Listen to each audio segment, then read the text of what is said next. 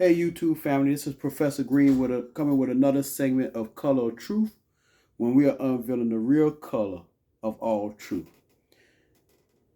This evening I have a very, very, very special guest. During the inception of Color of Truth, I told you that I was going to use the real life experience because I believe that the lived experience is proven to be effective in storytelling and gathering stories. So I have somebody that is very, very special to me. A few disclaimers, a few disclosures. I will not disclose her complete age and her full name, but I will disclose it's my aunt Alzada, and she has been an inspiration to me all of my life, not some of my life, but all of my life. From some of the things that I hold near and dear to my heart, now that she's taught me, that have now resonated with me, and I'm able to allow it to be applicable to my life, to her actually being here with me and me doing a live interview with her. Now I won't show her face because she asked me that she wasn't ready to be on camera. So, but I think the story and authenticity of her story is what's vital and what's important. Um, so we're talking about the periods and relative to Black history. I want to gather some of the real authentic stories about our culture, about our history, from someone who was there from now until the periods of say around the 1920s to the 1940s. So she's going to tell, we're going to do like a little interview because you know that interviews are important. And she's just going to tell a little bit about her life history, what it was like growing up in the South, from her perspective. And so I just think it's an honor. I just think it's a privilege to be able to interview you, Auntie. And I think I think this is phenomenal to me. Being able to do this. I mean, and if I could just share a little bit about me, growing up, my aunt would come down. She's from New York, and she would come down and she would come down to visit. And I don't know if anybody out there can experience that person that just come and you looking forward to it. You are excited. You are thrilled. I mean, all the emotions that you feel when this person comes. And it's just that excitement that happens that you just know. And she would come and she would take me back to New York. She would take me to New Orleans with her. And even growing up as from an adolescent to a young adult, some of the lessons that you taught me, Auntie, I just want to thank you because I found them to be true. I never forget when you told me. A lot of you all, if I have spoken to you personally or through the YouTube, I've used some of the quotes that I've used. I've gotten from my aunt Alzada. Especially when I say I know she forgot. She told me success breeds success. And she said, Tori, when you begin to be around people that you know more than, it's time to find a new group of people to be around. Oh, yes. It's not that you think that you're better than them, but they have nothing left to offer. You have to go glean other knowledge in order to impart that upon those that may not have it. So I've never forgot that. And when I teach, when I'm among my peers, when I've always given them that. And I always make sure that I say my aunt taught me that.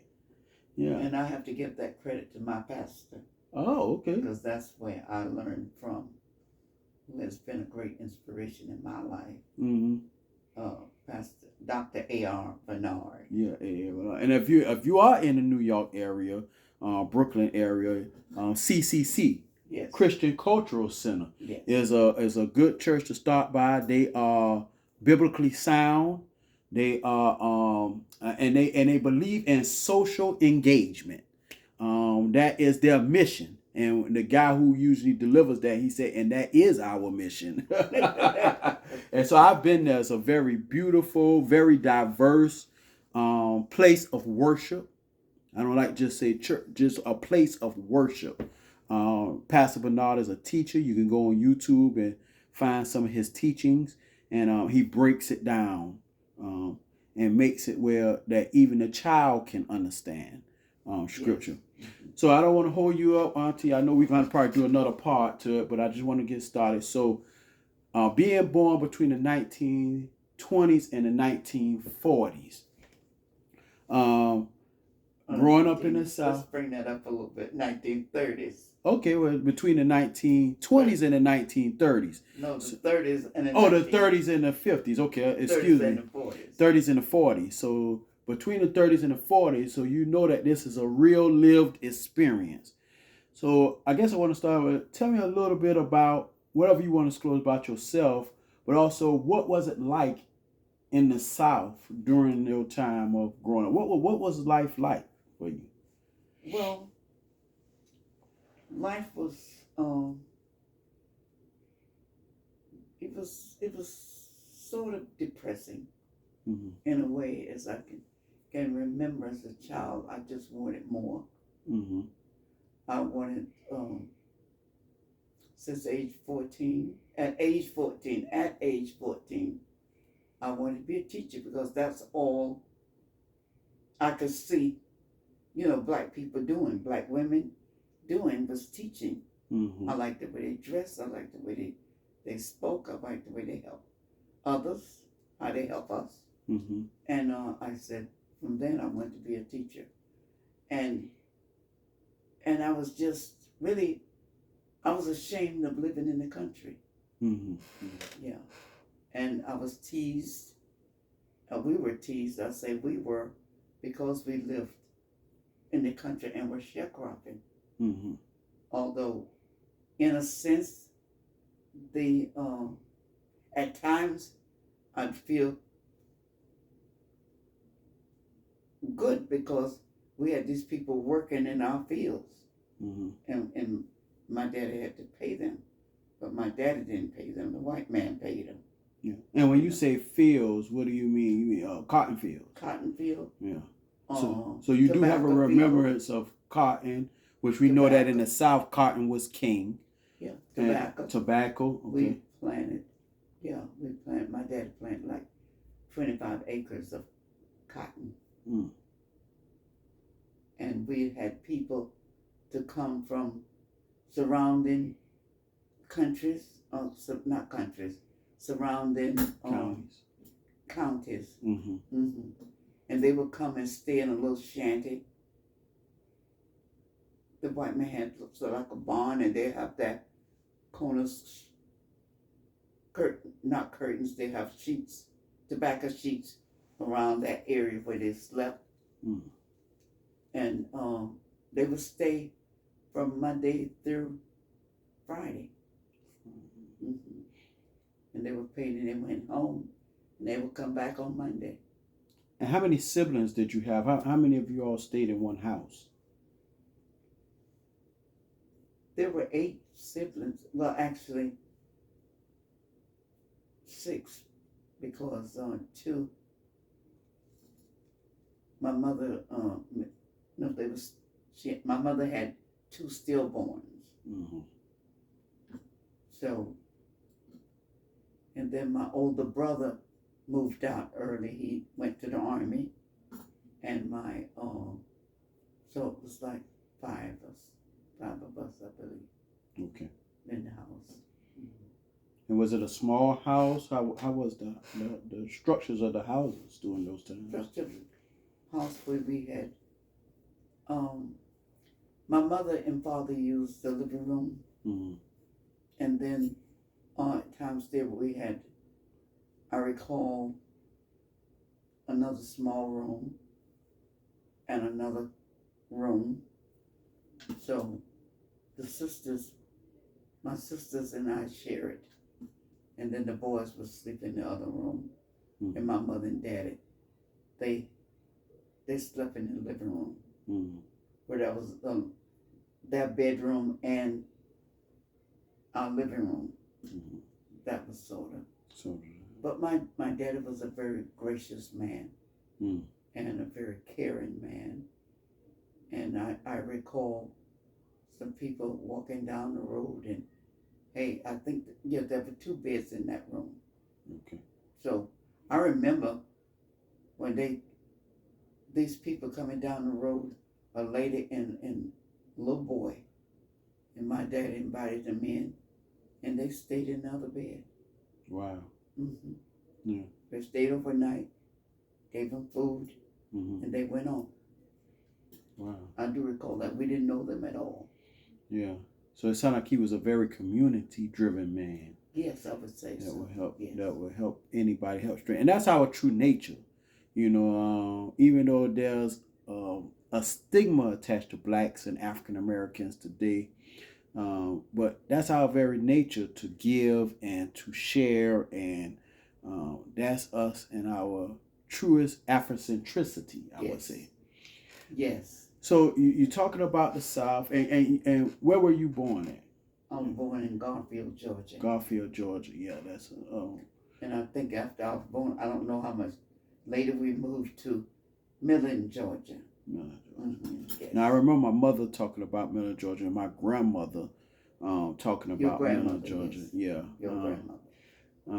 And so, what was Millen, Georgia like during that time? Was it did you notice the vehement racism that was going on, or did you witness any KKK? No, I've never witnessed KKK, but I do know that the whites would call my daddy by name, my mama by name, Mm-hmm. but we used to have to call them Mr. and Mrs. You know, but I never witnessed KKK. Okay. And I do know there were signs downtown. When I really knew about that, experienced that, it was in Glenville, Georgia. Glenville, Georgia. That's where I graduated from high school. Okay. And there we had black school and a white school. Okay. Then I was on the basketball team. And we gradually, we played on the court at the school, and then gradually we began going to the white gym. Mm-hmm. But still, we used it. I don't know if they had to pay for it. I don't know. Mm-hmm. But school at that time was very, very important to me. I just loved studying. Mm-hmm. And it was, yes, I would think about the white kids, and sure, I wanted to be like them. Mm-hmm. I would see the white man's daughter-in-law, Mm-hmm. and she had people, and even the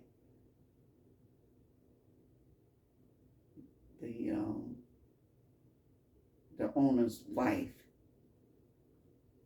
had people working for her, and I was to say, I'd love to have people working for me. Mm-hmm. You know, Mm-hmm. that was at that time my desire, my motivation. I just wanted to be out of the country. I don't like rural today, because I think it left a stigma on me. Mm-hmm. You know, and I just had to do more.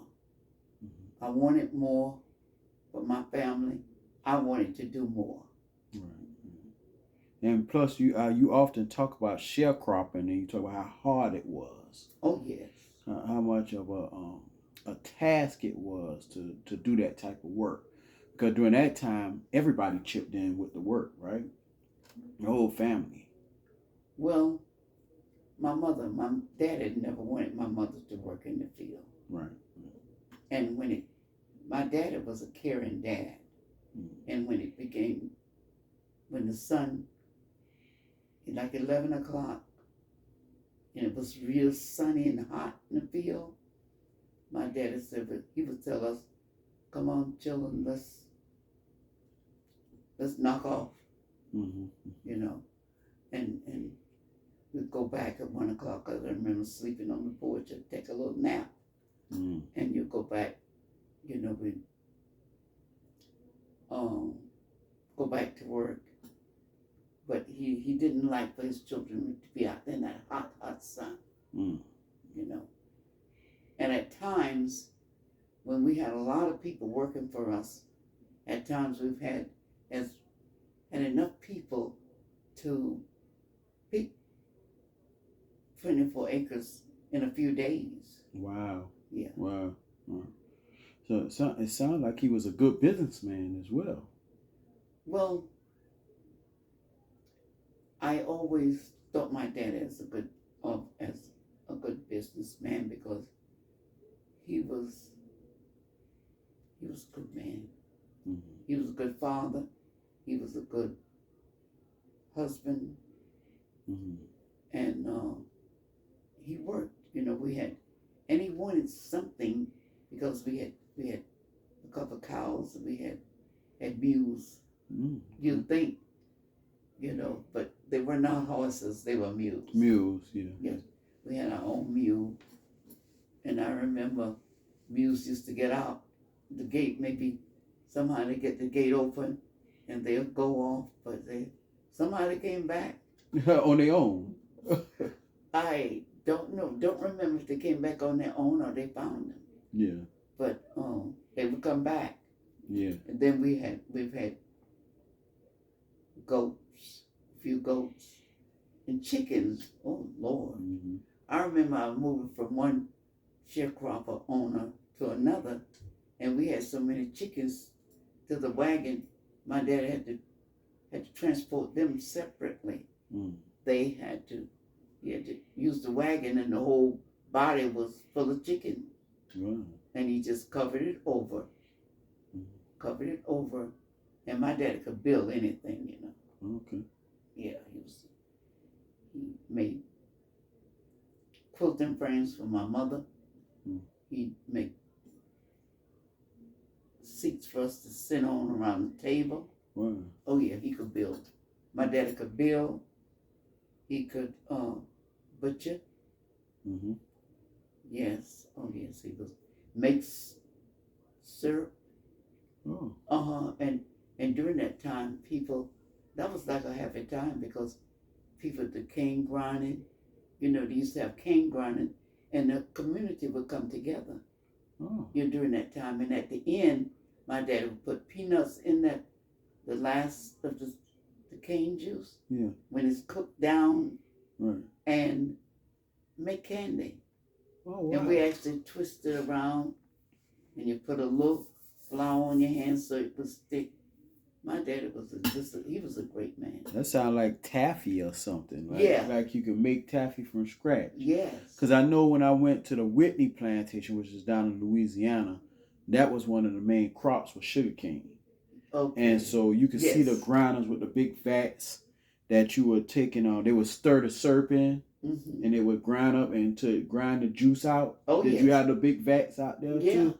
Oh yeah. You put that. You put the fire underneath. Mm-hmm. And it cooked, and you stir it every now and then. I can see it visually now in my head.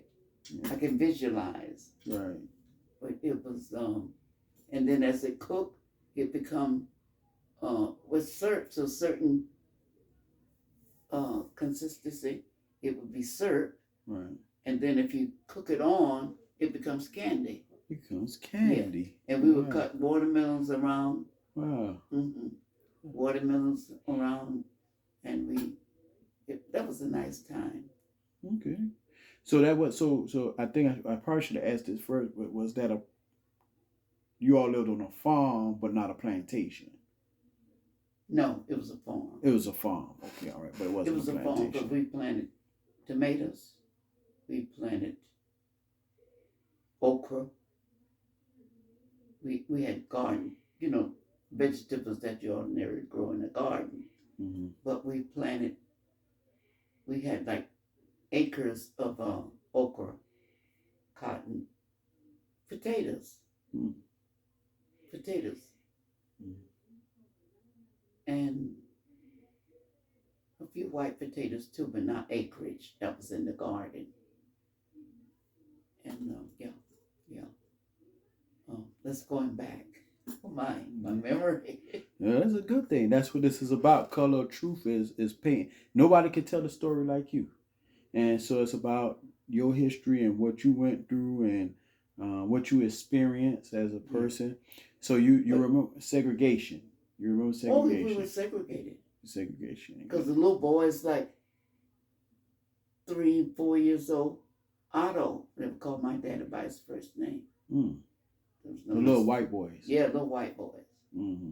Not the little black boys, the little white boys. Yeah. Or they would call them Annie.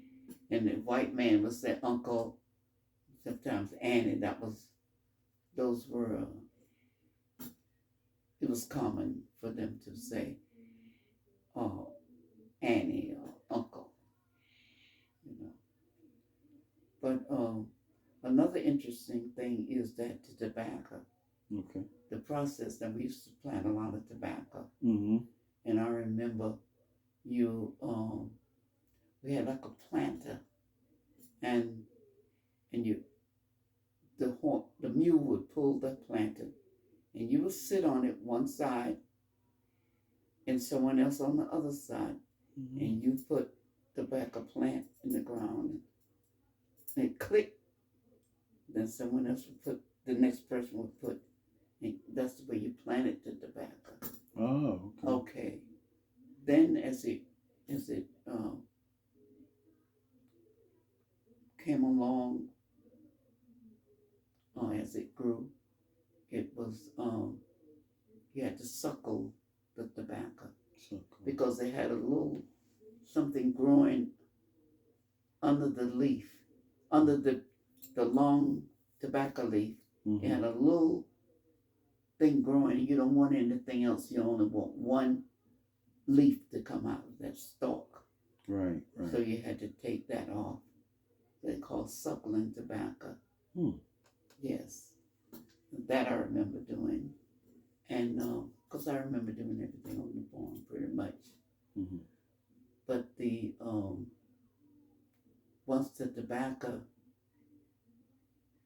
the cropping tobacco, that was also interesting because you put your finger in a certain way that you would get maybe all the ripe leaves off the stalk. Okay. And that may be 2, sometimes 3. So the way you put your finger in, you could just bring them off. And you put that in a sled. Mm. The sled is pulled by a mule. Mm-hmm. And as it going along, you walk along and you put it a certain way in the sled. Mm-hmm.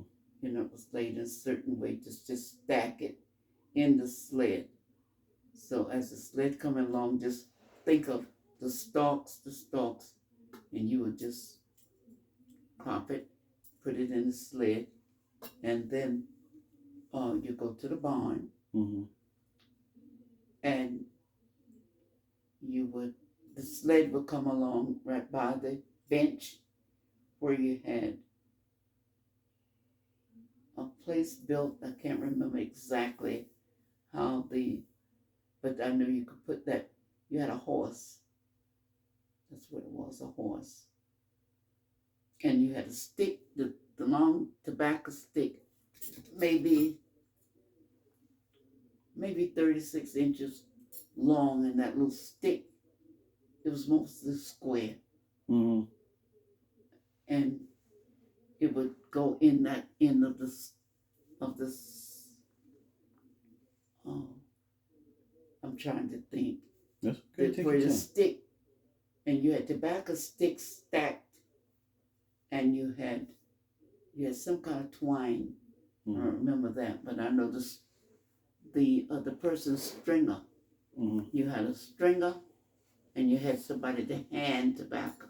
Okay. And those people we had to hire, to help us. And at that time, salary was maybe $2 in the morning, 1 in the afternoon, mm-hmm. or. And that's for the helpers or for the. For the helpers. For the helpers, okay. And that person stringing it, she would string it on one side, loop it on the next. You loop it on that stick all the way to the end, and then you tie it. Tie it up. Yes. And then you put it in the back of barn. Mm. and it was stacked from the bottom layers. They had like cross, I don't know what you would call those, like beams across the tobacco barn, all the way across. And you put those sticks in there, you keep it a certain distance apart. There's no measurements, but a certain distance. When you stand at the bottom, you can see all the way up to the top between the sticks, because that's the way they were layered, all the way up. And you had somebody go up to the back of on, and people hand the sticks into you, and that person would pass it on up to the person hanging. You call them a hanger. Hangers, right. Mm-hmm. And then it was fired, and you had to put wood in the furnace. Mm-hmm. In the furnace, there was a furnace, and people sit there all night and keep that going. Mm-hmm. Keep the fire going. Keep putting wood in the furnace to keep it a certain temperature, and you'd look at the temperature. There was a little gauge on the wall, and you keep the fire going, and when the tobacco is cooked, it was a certain feel about it. That you'll know that it was ready. You know that it was ready. Mm-hmm. And then from there, they take it down, and the next thing it goes to a packing house. Right. And we had to take it off the stick, stand there and physically take it off the stick and stack all the stems a certain direction. Mm-hmm. And then once it's stacked, you cover it. You had to cover it to keep the moist, or to keep the certain, I would say, a certain feel. Yeah. Because, and sometimes water was sprinkled on tobacco, the tobacco, and you would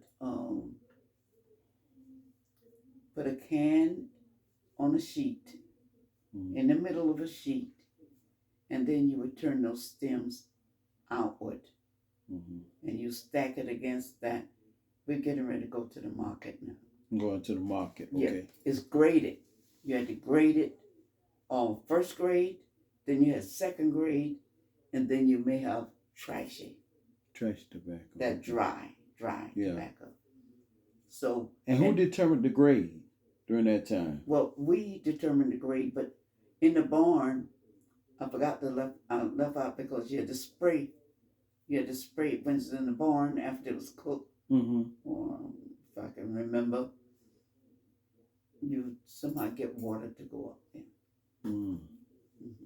Interesting. And then when you stack it on the sheet, all those stems are out. Then you tie it. You tie the 2 ends of the sheet.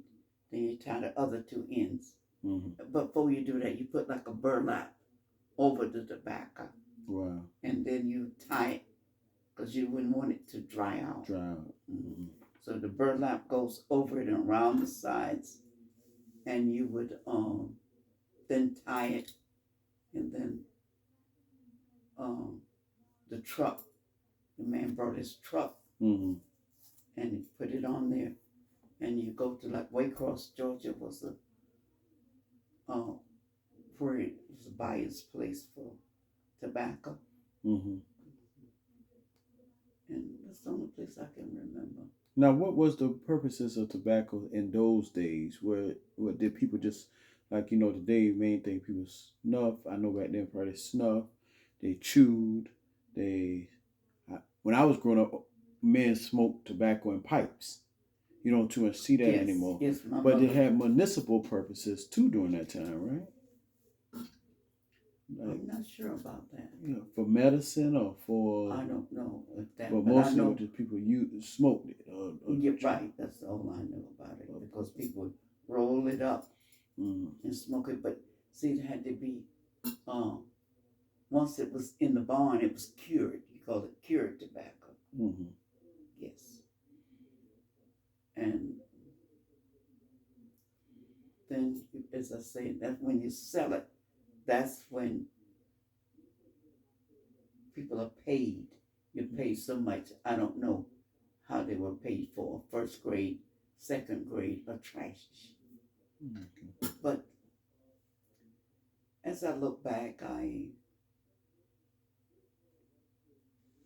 I just thank God for delivering me from the country, Mm-hmm. from the farms, and we moved away from the farm at one time. Mm-hmm. Mm-hmm. And where did y'all move at when you all moved there in? To Savannah, Georgia. Oh, you moved to Savannah. And for those of you who know, we're here in Savannah, Georgia. But but let me go back a little before you go to Savannah, Georgia, because see, my mother always wanted her own home, Mm-hmm. Mm-hmm. and she would talk to my dad about it. But I think my daddy probably mentioned, says, well, something, I should get my own home, which the white man didn't want him to move, because he wanted to stay there and work for him. Right. Because sharecropping is that the white man pays all the expenses, Mm-hmm. but then you do all the work. You do all the work, yeah. That's like pretty same thing today in most sectors. Mm-hmm. All the money, then the money was half. Mm-hmm. But we don't even know today. I look back and I think I said, well, you know what? I should have kept a running tab of everything. Mm-hmm. Yeah. But I didn't know to do that. Mm-hmm. And because I used to help my dad a lot. Mm-hmm. I used to carry water around in the field to give the people water. Mm-hmm. Water to drink. And that time people would drink out the same dipper. Mm-hmm. And family members would drink out the same dipper. Mm-hmm. You dip the water and you drink it. Yeah, you can't do that no more, family. No. People don't want to drink behind each other, No. especially with COVID now, too. That's true. But before COVID. Yeah. Before COVID. Because remember when, as a Protestant, not a Protestant, I'm trying to think of now, can't think of the name of the group, you would drink communion out the same cup. Yeah. And the minister would wipe with a cloth wipe and then go to the next person. What? But I recall this was done in New York also, mm-hmm. where you drink communion out the same cup.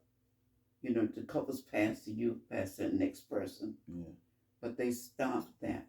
Yeah, I missed that. And that I was one. glad because I got, sometimes I just didn't take communion because I didn't want to drink behind anybody else.